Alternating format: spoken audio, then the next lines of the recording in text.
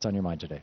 Hey, Tom, let me tell you, man, if you don't lie to me at least and give me some good news that like a banker has accidentally walked off the roof of his bank and died horribly, you're going to hear a loud pop, and then my old lady's going to scream, "Oh, my God, he shot himself." Hey, man, did you see Jamie Dimon the other day? Yeah. The good news is that never got sworn in? That's right. He didn't get sworn in. He didn't get sworn in because Spencer Baucus was the guy who was in charge of the committee in the House of Representatives, Republican Spencer Baucus, who would have sworn him in. And Spencer Baucus's second largest lifetime donor is J.P. Morgan Chase, which is Jamie Dimon's bank. By the gods, there is only one decent corporation on this planet to me right now, and those are the makers of Zoloft to end this depression. and let me tell you one other thing, man. You jump over to RT, and now you got me watching that BS loony Max Kaiser, and what's so scary is every time I watch him, I go, I think that guy's right. Yeah. Max seems like he's off the edge sometimes, and there are a lot of things that I disagree with Max about, but there's a lot of things where he's talking about the stuff no one else is talking about. Overly theatrical, but I'm seeing a Soviet Union style crash, and we talked about this before, and the only thing keeping me truly sane is my love of comic books, man.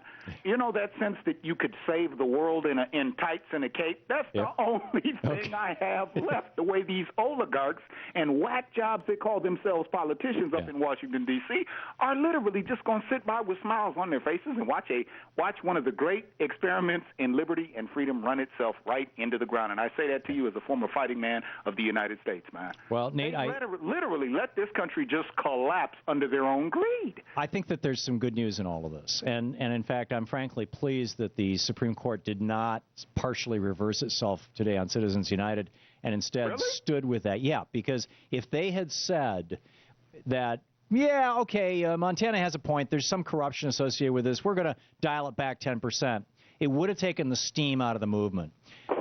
Ask yourself, Nate, just a really simple question. What was it that Lyndon Johnson had that allowed him to do the Great Society and that Franklin Roosevelt had that allowed him to create the New Deal? What was it that they had that other presidents don't have?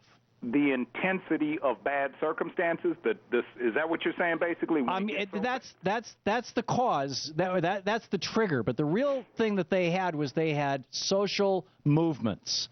They could not. There's no way Lyndon Johnson could back down Martin Luther King, and there was no way that Franklin Roosevelt could back down the occupiers of the Bonus Army. There was just no way. I'm going to set it down here. Say it again. I said I'm going to uncock the gun and set it down here then, because maybe that is a reason to hold it. If it gets bad enough, people start moving and then things start changing. And that's the lesson of history. And the big lesson of history, Nate, is that it is not the president. Lyndon Johnson was a very, very screwed up and flawed guy. He was a right-wing cracker in Democratic clothing coming out of Texas early on in his career. He came to the presidency he was the head of the Senate, and he was famous for slapping people around and knocking people down. And one last question. But he had to respond to the people. That's what we've got to do. We've got to be out there in a way that President Obama or President Romney or whoever it may be can do nothing other than say, okay, you got me. We're going to get it done. Thank you. Yes, sir. Thank you, Nate. Thank you very much. Because that's where it's got to go. It's not we've got to get the right president, although it's a good thing to do.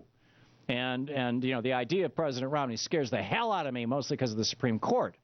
But if the movement of the people is strong enough, it doesn't matter who's in the White House. It's going to happen. Bob.